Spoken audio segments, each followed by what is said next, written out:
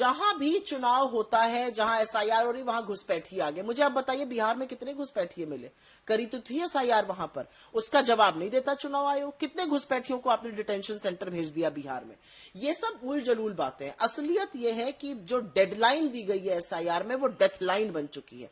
पिछले 23 दिन में 26-27 बीएलओ की मौत हो गई है। मेरे हिसाब से यह हत्या, और इसके दोषी नरेंद्र मोदी और ज्ञानेश कुमार गुप्ता है। आपके महकमे में 26 बीएलओ की मौत हुई है। कुछ ने खुदकुशी करी है, प्रेशर के चलते करी है। विपिन यादव जी जो गोंडा के जिन्होंने जहर खा के अपनी जान दे दी, उनके परिवार का कहना है उन पर प्रेशर था कि पिछड़े वर्ग के लोगों का नाम काटा जाए। इस पर बिल्कुल सुई टपक सन्नाटा है। ज्ञानेश कुमार गुप्ता जी को तो प्रेस कॉन्फ्रेंस करने का शौक है, वो तो हलफनामे मांगते हैं, डायलॉग बोलते हैं, कलम तोड़ते हैं। आज वो चुप क्यों है? 553 जगह कार्रवाई हो रही है नोएडा में। किसके खिलाफ कार्रवाई हो रही है? बीएलओ जो कह रहा है कि ऐप क्रैश कर रहा है या उनकी प्रॉपर ट्रेनिंग नहीं हुई है। आप गांव देहात में जाकर देखिए, वहां पर इतनी टेक्नोलॉजी नहीं है, इतने टेक्नोलॉजिकली एडवांस भी लोग नहीं है। उसके बाद अगर आप देखिए जो सुई टपक सन्नाटा है, महाराष्ट्र में लोकल बॉडी इलेक्शंस है। इलेक्टोरल रोल में क्या सामने आ रहा है? एक जगह 2 कोचिंग संस्थान में 600 लोगों के नाम रजिस्टर्ड है, वहां परिंदा नहीं पर मारता है, कोई नहीं रहता वहां। फिर एक ही वार्ड में 3500 लोगों का फर्जी पता है। फिर मुंबई में 11 लाख डुप्लीकेट वोटर है। ये सब जो बातें हो रही हैं, इस पर सुई टपक सन्नाटा क्यों है? हरियाणा के सीओ 5 तारीख से प्रेस कॉन्फ्रेंस कर रहे हैं, आज 28 हो गई। 23 दिन में आप प्रेस कॉन्फ्रेंस क्यों नहीं कर पाए? राहुल जी ने जो सबूत रखे आपके सामने, उसका कोई जवाब नहीं है आपके पास।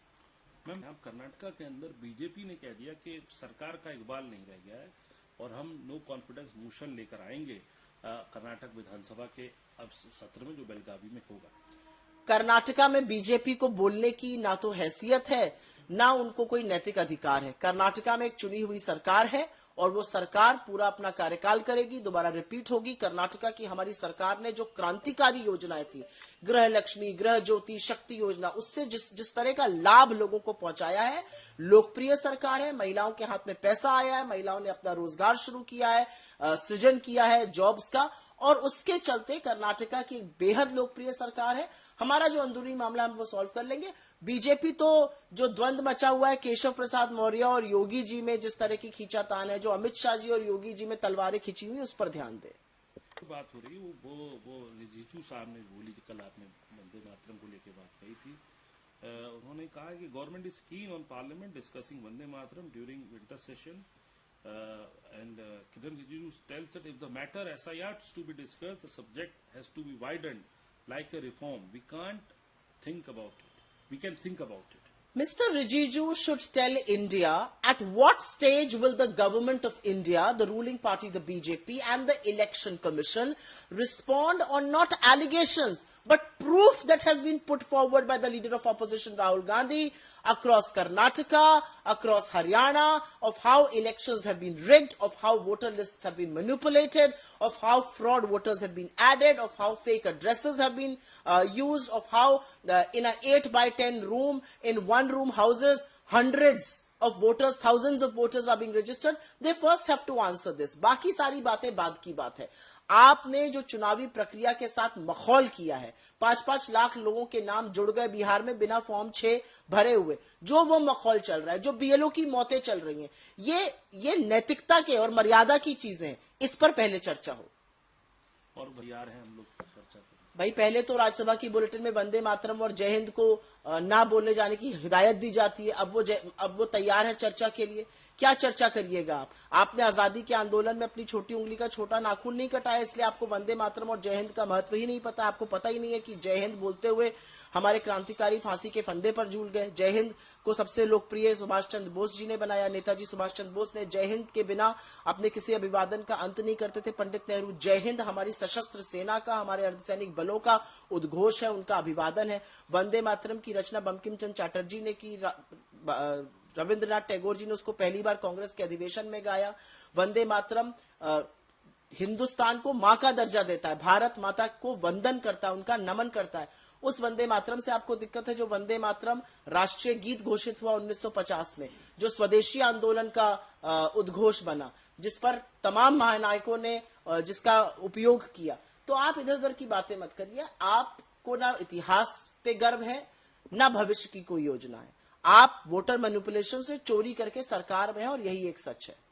ये बड़े नेता, पूर्व अध्यक्ष और नेता विपक्ष लोकसभा राहुल गांधी, उन्होंने इस बात को कहा है कि महिलाओं के एक प्रतिनिधिमंडल से मुलाकात करी। उसके बाद ये कहा कि जिस तरीके से एयर पोल्यूशन हो रहा है दिल्ली के अंदर, बहुत ज्यादा चिंता का विषय है और इसको पार्लियामेंट के अंदर इस पर चर्चा होनी चाहिए। एक माँ के लिए अपने बच्चों को, अपने बुजुर्गों को सांस के लिए तड़पते हुए, फेफड़ों को खराब, आंखों से पानी निकलते हुए, सिर में दर्द है लोगों के देखना, बच्चे खांस रहे लगातार, बहुत ही दुखद है, बहुत पीड़ादायक है। और राहुल जी ने बिल्कुल सही मुद्दा उठाया है। दिल्ली में इतना एयर पोल्यूशन है, लेकिन क्या आपको सरकार की ओर से कोई संजीदगी दिख रही है, कोई सीरियसनेस दिख रही है? क्या प्रधानमंत्री ने या गृह मंत्री ने इसके बारे में इसका संज्ञान तक लिया है? दिक्कत क्या है कि एयर पोल्यूशन एक नेशनल हेल्थ इमरजेंसी है और बजाय उसका संज्ञान लेके उसका समाधान ढूंढने के, उसको समस्या ही नहीं माना जा रहा है। सबसे पहला स्टेप किसी भी समस्या का समाधान ढूंढने के लिए, समस्या का निवारण करने के लिए समस्या को मानना होता है। दिल्ली में आपकी सरकार है, हरियाणा में आपकी सरकार है, केंद्र में आपकी सरकार है, लेकिन प्रधानमंत्री मोदी के मुंह से एक बार भी ये शब्द ही नहीं निकल रहा है एयर पोल्यूशन का। ये अलग बात है कि प्रधानमंत्री के बगल में बड़ा सा यूरोपियन कंपनी का एक एयर प्योरीफायर लगा हुआ है, फिलिप्स का, उससे वो बढ़िया स्वच्छ सांस ले रहे हैं। उनको बाकी दुनिया की क्या चिंता है? 18% जीएसटी प्योरीफायर्स पर अभी भी है, हेल्थ जो एयर प्योरीफायर है। कहां से कॉमन मैन अफोर्ड कर सकता है? कहां से गरीब आदमी अपने बच्चे की स्वच्छ सांस की बात कर सकता है? राहुल जी बिल्कुल सही कह रहे हैं कि इसके बारे में पार्लियामेंट में चर्चा होनी चाहिए, लेकिन चर्चा तब होगी ना जब सरकार मानेगी कि प्रॉब्लम है। सरकार समस्या स्वीकारने के लिए ही तैयार नहीं है तो किस चीज का निवारण होगा? उसकी जो राष्ट्रपति हैं पुतिन, वो भारत के दौरे पर आ रहे हैं, जहां 5 तारीख को, और बायलैटरल टॉक्स होंगी, तमाम बातें होंगी। क्या कुछ विपक्ष उम्मीद करता है? सबसे प्रथम तो मैं ये कहूंगी कि रूस हमारा ऑल वेदर फ्रेंड रहा है। इस रिश्ते को कायम करने में, इस रिश्ते को सुदृढ़ करने में, इसको मजबूत करने में इंदिरा जी ने एक बहुत अहम भूमिका निभाई, राजीव जी ने अहम भूमिका निभाई। लेकिन पिछले कुछ सालों में रूस ने 2 कदम पीछे खींचे हैं हिंदुस्तान से, और यह हमारे लिए चिंता का विषय होना चाहिए। पहलगाम में रूस ने हमारे पक्ष में बयान नहीं दिया था जब ऑपरेशन सिंदूर हुआ था। इस बारे में हम लोगों को चिंता है। पुतिन जी का स्वागत है, राष्ट्राध्यक्ष हैं, आ रहे हैं यहाँ पर, लेकिन मुझे इस बात की ज्यादा चिंता है कि मोदी जी उनसे कितनी गर्मजोशी से मिलेंगे, उनसे कैसे हाथ मिलाएंगे, क्योंकि जिनसे गले मिलने के लिए अमेरिका में वो लालायित रहते हैं, उनकी भी नजरें इस मीटिंग पे रहेंगी। जो साहब अमेरिका में, जो माय फ्रेंड डोनाल्ड हैं, मोदी जी के, डोनाल्ड ट्रंप, वो लगातार मोदी जी के खिलाफ कुछ कुछ बोलते रहते हैं। उनके खिलाफ उन्होंने 61 बार बोला मैंने सीज फायर कराया, मोदी जी को आईना दिखाते हैं, उनका तिरस्कार करते हैं, जो हमें अच्छा नहीं लगता है एक भारतीय होने के नाते। तो मोदी जी कितनी गर्मजोशी से मिलेंगे मुझे नहीं पता, क्योंकि आंखें तो अमेरिका की भी इस पर रहेंगी और मोदी जी अमेरिका के सामने काफी नतमस्तक रहते हैं। और एक बात का मुझे मेरे मन में सवाल आता है कि रूस से सस्ता तेल हम खरीदते थे, ये अलग बात है कि उसका आम आदमी को फायदा नहीं मिला, उसका फायदा सिर्फ पूंजीपति मित्रों को मिला। लेकिन अब हमने इस खबरों के मुताबिक सुनने में आता है कि तेल खरीदना बंद कर दिया है। किसके इशारे पे बंद किया? अमेरिका ने आपत्ति जताई, हमने तेल खरीदना रूस से बंद कर दिया। तो इस बारे में क्या चर्चा होगी, इस पर क्या सहमति बनेगी, क्या रूस इस मुद्दे को उठाएगा? इन सब बातों पर मुझे लगता है कि हमारी एक पैनी नजर रहेगी।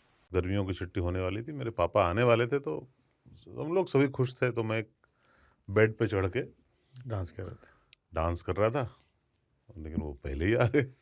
फ्रीज। तो मैं उस समय तो कंटिन्यू नहीं कर सकता था, तो फ्रीज फ्रेम टाइप का हो गया। कसम पैदा कर